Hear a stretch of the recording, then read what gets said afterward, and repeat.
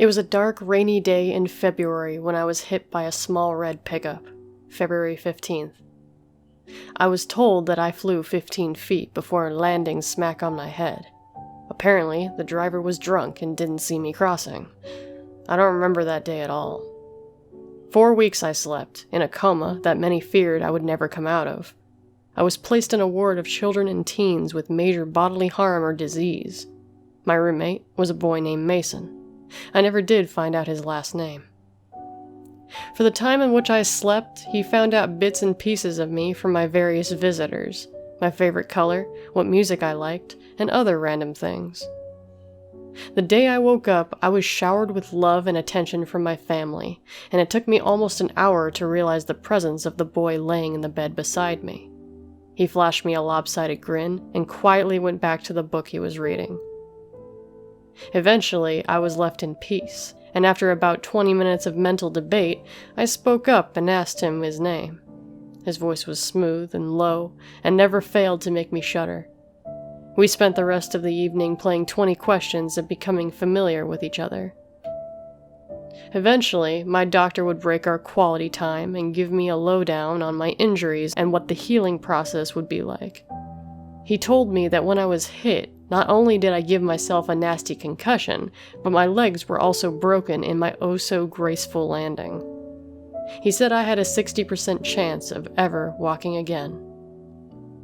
We became close instantaneously. The nurses would laugh and say that we already looked like an old married couple bundled up in bed watching whatever soap opera happened to be on television. Mason would just flash his trademark grin while I blushed and buried my face in his chest.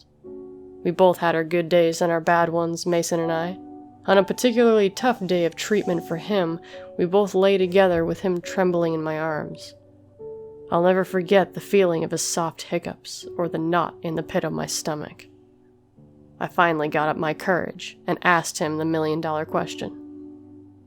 He had Hodgkin's disease. I don't think either of us slept that night. While my legs were transitioned from casts to braces, Mason's chemotherapy began.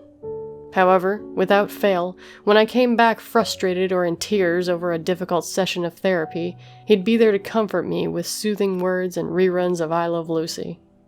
Over the weeks, the chemo began to take its toll. His brown curls thinned to almost nothing, dark circles took permanent residence under his eyes, and his skin turned as pale as snow. As my legs grew stronger, the day I was released no longer seemed like something to look forward to. The day we decided to shave his hair was the day I broke down. I told him that I would do anything, give blood, bone marrow, anything to make him get better faster, but he just shot me his smile that instantly made me melt and wiped my tears away. 60%. Mason had a 60% chance of beating his demons. Same as me. On May 12th, I was officially released from room 104. I would walk with a limp, most likely for the rest of my life. Every day I would visit Mason. Each day I would leave, we would take a picture together. Over the months, I could compare our first picture with our most recent and see how much he was deteriorating. It was heartbreaking. August 17th was the first time I lost him. Overnight, a high fever had broken out and his heart stopped for 4.5 minutes. Those were the worst minutes of my life. I sat outside his room in an uncomfortable plastic chair watching nurses I knew all too well, scrambling back and forth attempting to save his fragile life. I didn't leave his side until he squeezed my hand, winked, and told me to go home and take a shower.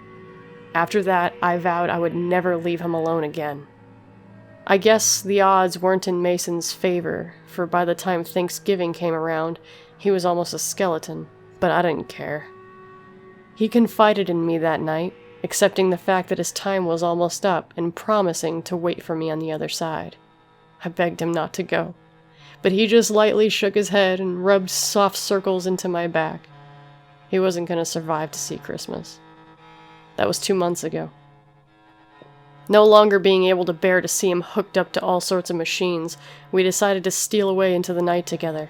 I bundled him up and we drove away in my mother's car until we arrived at the old cabin my family would stay at during the holidays. Mason and I couldn't be any happier. I don't care that I'm on the news every night and that every cop in the county is looking for me. All I care about is being with Mason forever. Even if his flesh is crawling with maggots and beginning to peel off his bones. Even if the smell of his rotting cadaver never fades from my skin. His lips are still warm at night, and he often whispers sweet secrets into my ear before we sleep. No one, not the police, doctors, or anyone else can ever separate us. I'm ready for them when they come.